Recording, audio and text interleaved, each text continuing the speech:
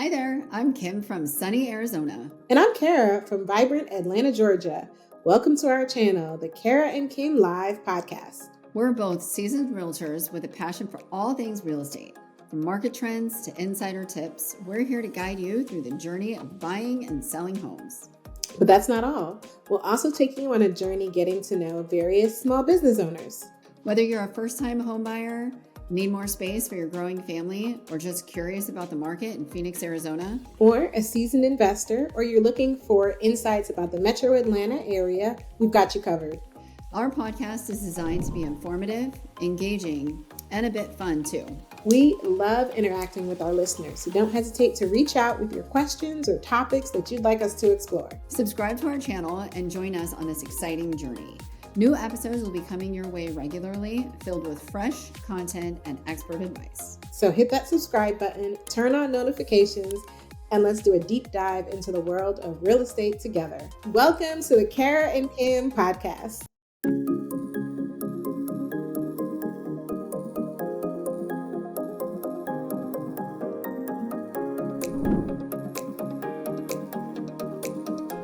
Hi, Kara. How are you today? I'm doing pretty good, Kim. Thank you so much for asking. How are you doing?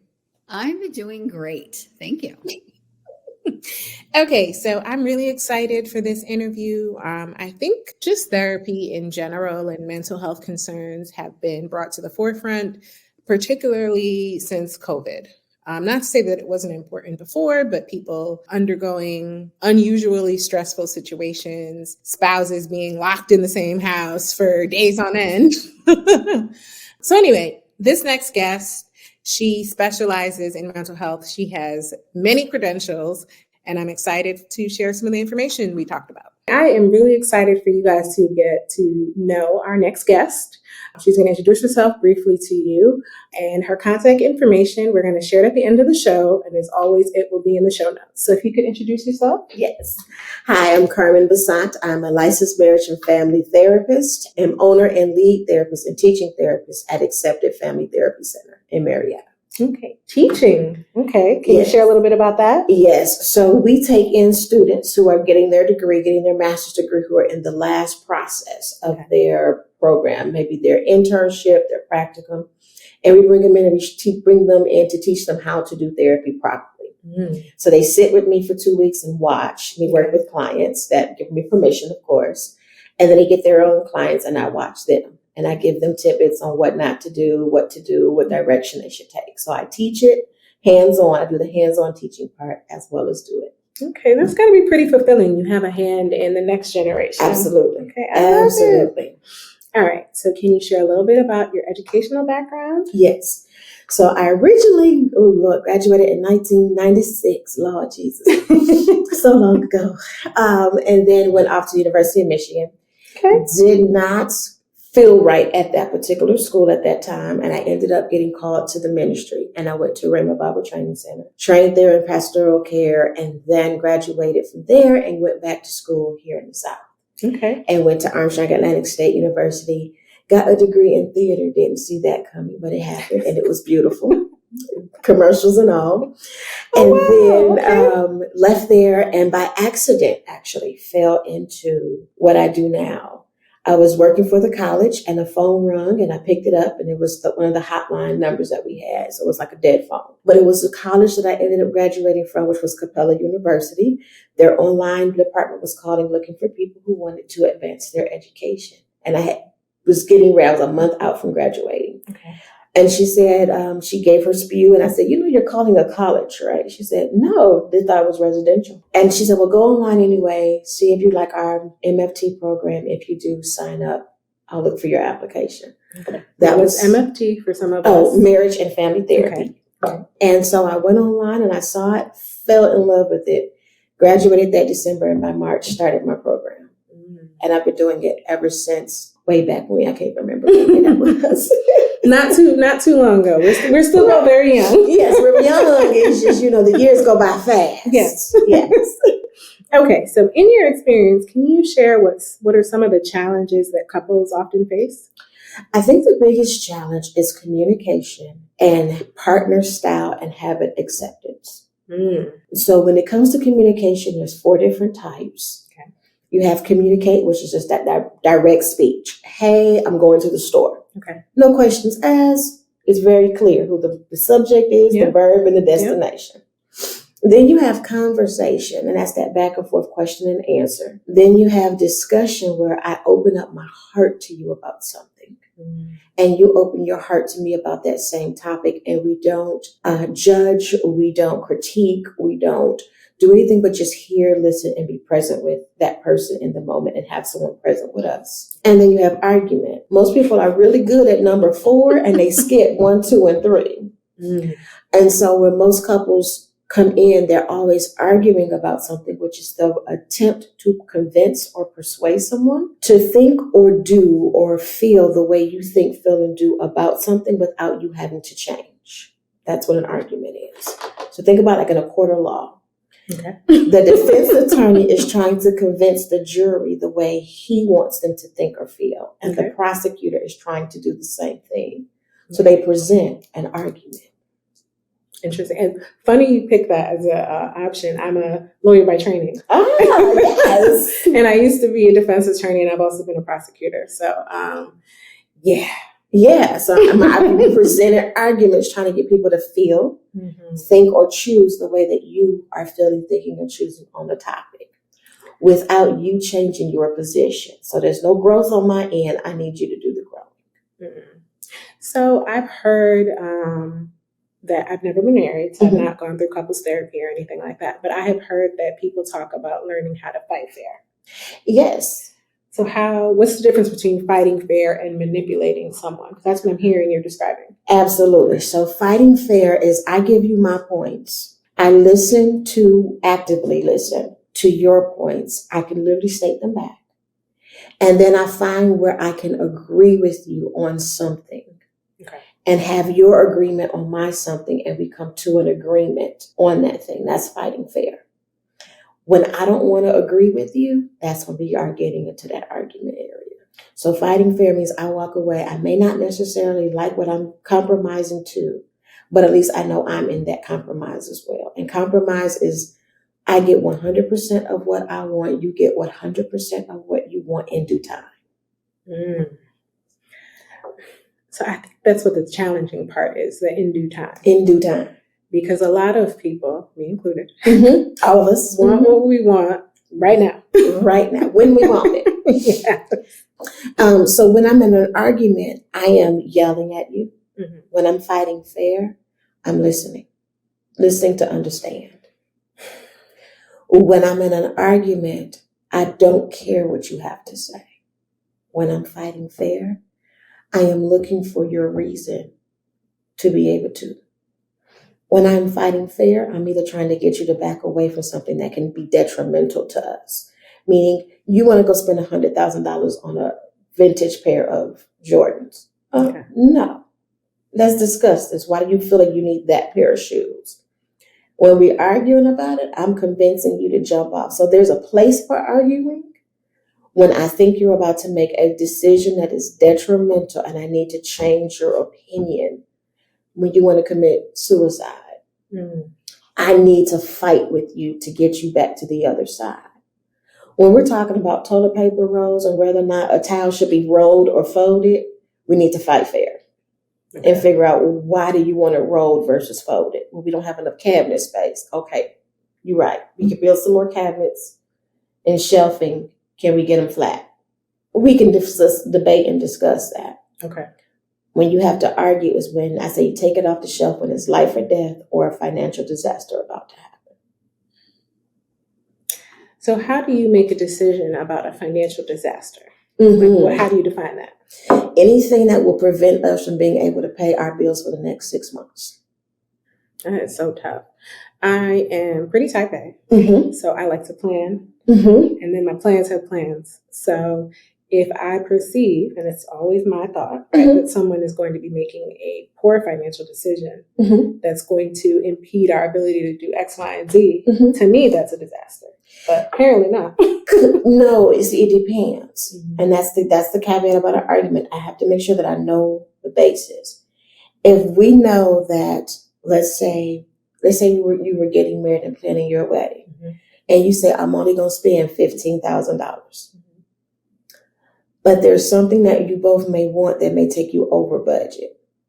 You would have to ask yourself, why do I want to only spend $15,000? And that answer could be because I know after honeymoon, when I come back and life starts again, I'm going to need this other $10,000 that we have set aside for those bills. Okay. So you can kind of say, okay, this is after this event, this is what's coming next. That's how you can talk that one out. And if you fight fair in that regard too, I know you really want the fireworks show, but it's a $10,000 commitment for a 15-minute fireworks show. We still have bills to pay after this wedding is over. That's tough. I think especially if you're not in a position where, or you are blessed to have a little bit of abundance, but where do you draw the line? Yeah. That's hard. Yeah, absolutely. What have been some of the unique challenges that you've seen crop up in your couples therapy sessions during COVID? Being in each other's space. So a lot of couples lovingly do not live together.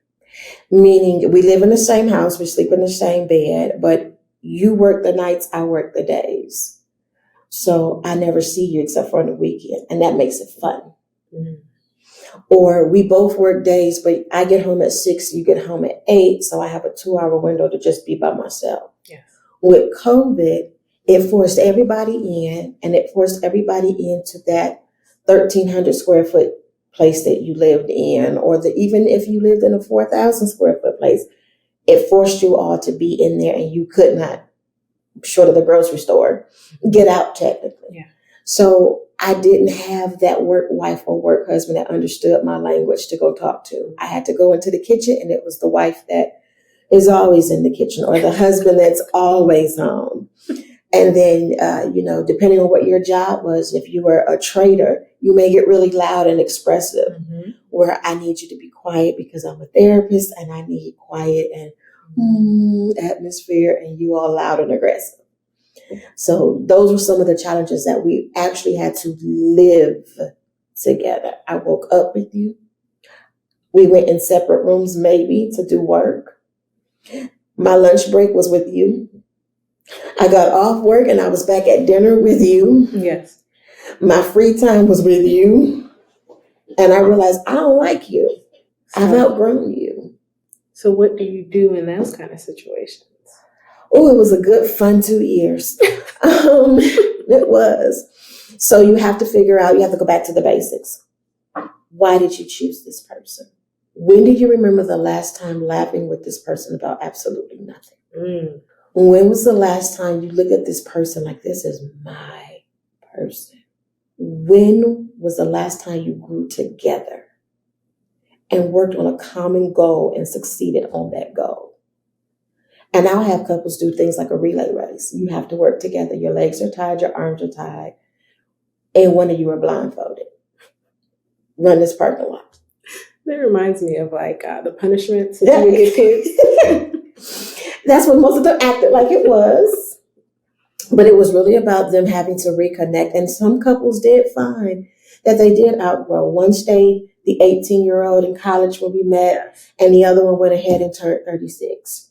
The one wanted to become that stay-at-home wife. Like she enjoyed homeschooling the kids and staying at home, or the father enjoyed staying at home, homeschooling kids, and they wanted to leave their job to go do the homeschool full-time, or change jobs altogether because they realized they really don't like their job. And being home and then going back into the office taught them, I really don't want to be a banker. I want to be a baker. I really don't want to have to work or answer to anybody. I want my freedom so that way if this happens again, I can still work and not get laid off. Yeah.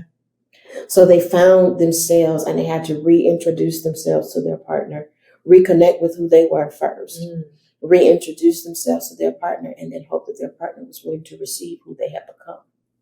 So you bring up a good point. How do you balance working on the couple's issues and then the individual issues? Oh, lovely question. So if something does come up and it's individual, we will pull that person out and say, we need to have some individual sessions with you. And here's the reason why.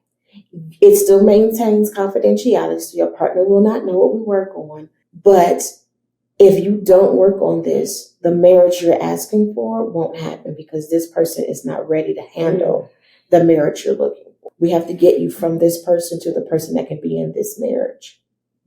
And some were okay with that. And some were like, oh, I don't think I want it. I don't want to change from who I am. That's a hard pill. Yeah. Yeah. I mean, when you think about, let's say the standard is up here of what a marriage should look like. Yep. But let's say you never saw a healthy marriage at all. So your standard is way like beneath the table. Mm-hmm. If your marriage hits here and you did a lot of work to just get here, even though standard is here, you already feel like you've done a lot of work on you to get to semi-healthy. So this leap from here to here, it's too much. I've already done from floor level to right here, even though standard is right here, I can't do it. Don't have the capacity. I don't have the capacity to do it. That's hard and a bit sad. It is. It was very sad for some. For other people, blessedly, the partner was like, I'll take you where you are, as long as you're okay with me being at the standard and my operation. And this is something that you have to remember when you say I do. You say I do to the person's past, present, and future. The future is hard. The future is hard because I don't know. I can handle your past. I can work with you in the present, but I don't know where you're going, but I'm already saying I do to it. And so some couples were able to say, I do take you even though you haven't grown past 25 and we're 45 now. Because capacity and ability are two different things. Yep. We've had the ability to stay together because we're good friends, but our capacity for one another has changed. I would say the biggest issue was people's capacity and ability changed during COVID. Some for the better and some not so much. Now, I want to shift gears a little bit. Mm-hmm. How do you make a decision, or how should a couple make a decision when they're not married? Mm-hmm. When is a good time to possibly seek therapy? Couples therapy specifically. When they're not married? They are not married. Okay, so 2 times. When we really want to be together, but we can't get past the habits and partner styles. Okay. So I know I like you. I understand how you compliment me and how I compliment you. I need your future self in my present life, but I can't get past the fact that you squeeze your toothpaste from the bottom and I squeeze it from the middle. It's the bottom. Right. I can't get over how you roll your towels, how you take out your trash, your habits. I just can't handle that. Okay, let's come in and see if we can give you some capacity, some flexibility in your viewpoint of this particular person.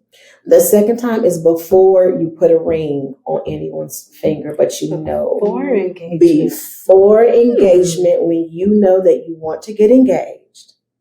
And this is where leadership comes in on the man's behalf. And believe it or not, in my practice, I have more men clients than I do women. Really? And I have more, I know, right? It gives me hope. Yes, the men are coming in. The men are coming in. And I have more men who call and say, I want to get engaged, but I want to do counseling first. I want to really hear her and give her a free space to really show herself. That way he can make a valid decision before a decision is made. Interesting. And so she won't have any idea. I know she doesn't. And I will intentionally pull out the things that he needs to be looking for in the questions that I give her as to the type of wife she's going to potentially be, to let him make a full disclosure decision. And so before you get a ring on your finger, come in, get the counseling. For me, we offer a 7-week program. Okay. It's very detailed and I get all in your business, but it's so that you can make an informed decision before you lock your life in.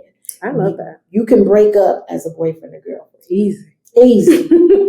I just ain't gonna call you no more. Yes. Especially if there's no kids involved. Right. No kids that can involved. Get a little tricky. Good luck, Chuck. Right. Like it's been a pleasurable 1.5, 2 years. You need to come in when your relationship is past 2 years and you can't make a decision. Okay. And that could be either male or female. Because after 2 years of courting someone, you're either not asking the right questions or you've asked the right questions and you're hoping that the answer will change. And FYI, you cannot change anybody. Doesn't matter how hard you try. Love does not change anybody, ever. So they have to be willing and ready to change. They have independent. Independent of you, and they have to do it for themselves first. And you happen to be a benefactor of that change. Can you share maybe one or two examples on how you advise people, generally speaking, to improve their communication skills? Yes. So one of the ways that we do is being able to do what we call active listening, which is repeating back what you hear your partner say before you give a response and ask questions of that statement that they've made.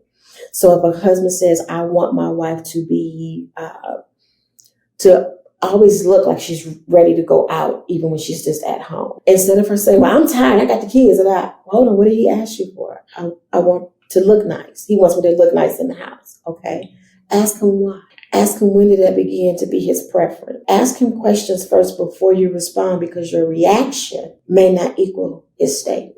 And so we go through we have like a whole questionnaire, so to speak, where I asked, okay, I want to know what you need her to stop doing, start doing, and do more of. Tell her why you need these things, what it would mean to you if she began doing these stop, starts, and more of. And has she ever been able to fulfill your stop, start, and more of in times past? And the other person cannot respond or react. The only thing they can do is ask questions and repeat. So that builds that listening ear and that willingness to ask those questions first and get you listening to what the person is saying, because you have to repeat it, and stops you from thinking of your response and totally blocking out what they're saying. So how do the couples cope after, let's say, a challenging session where difficult topics have been discussed and, they don't meet you until the following week or whenever? How does that work?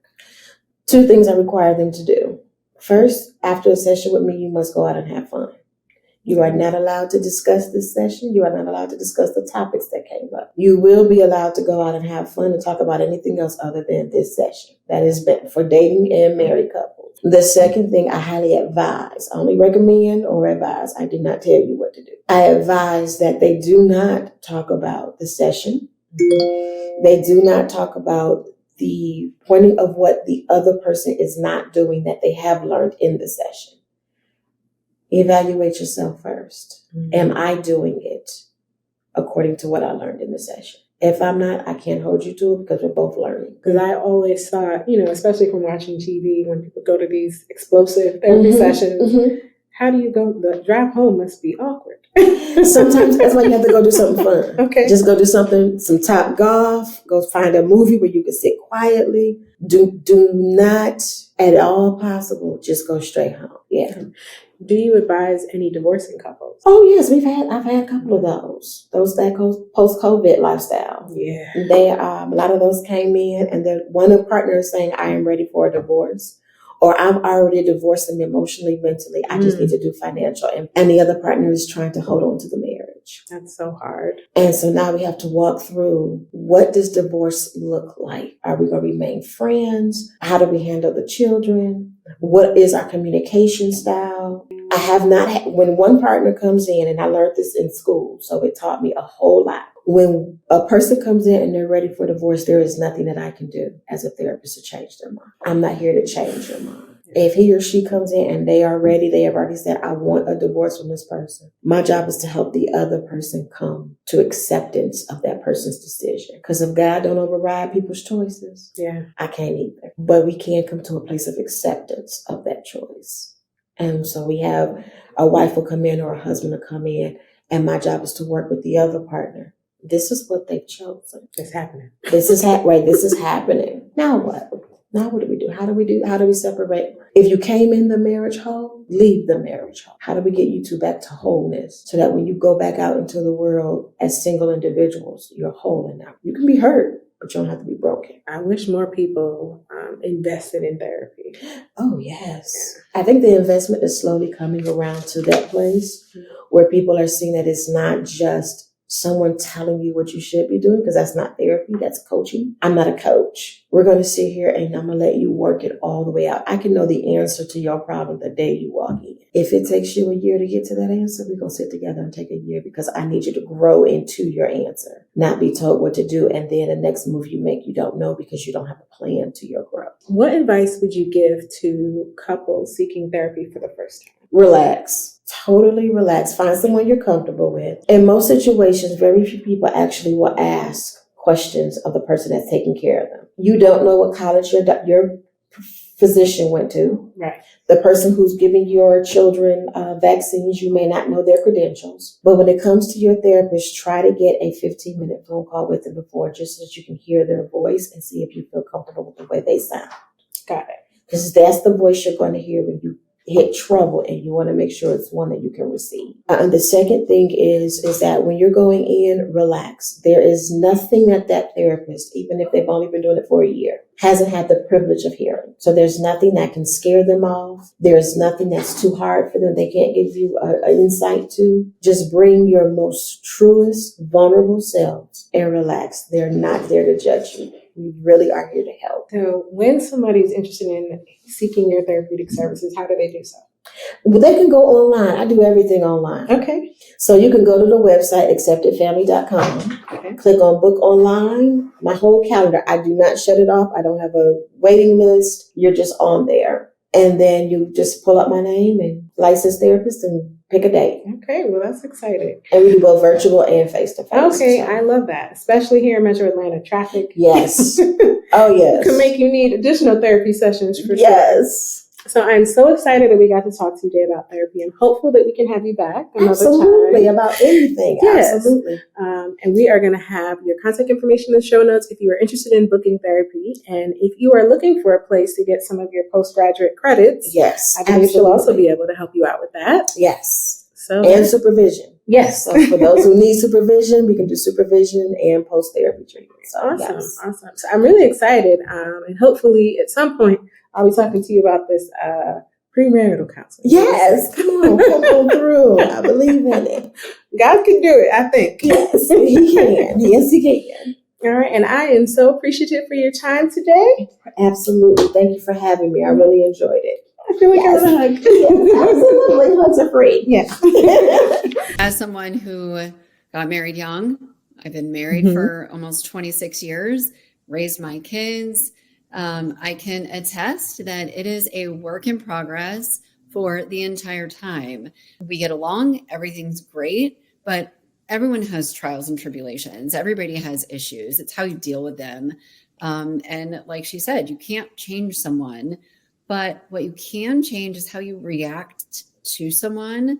That's a game changer. Realistically, it makes all the difference. I've seen so many relationships that people do grow away from each other. It just so worked out that my husband and I grew together. So we, after almost 26 years, we're still doing all right. I've seen the trials that happen, and you can't change the relationship. If somebody's already checked out, you can't bring them back. Right.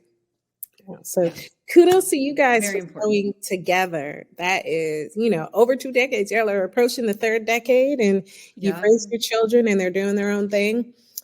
So excited for you. I am still in these dating streets and it is terrible. Okay. It's going to work out when it's time to work out. Well, or not. I mean, it's not terrible being single. No, I mean, I live a pretty good life, so I'm thankful for it. But if you were interested in her services, again, her contact information will be in the show notes, whether it's for individual or if you are, following in her footsteps and you need supervision or post school credits, reach out to her. She is accepting of students and new clients. Awesome. All right. Thank you guys so much for joining us today, and we look forward to next time. See you next time.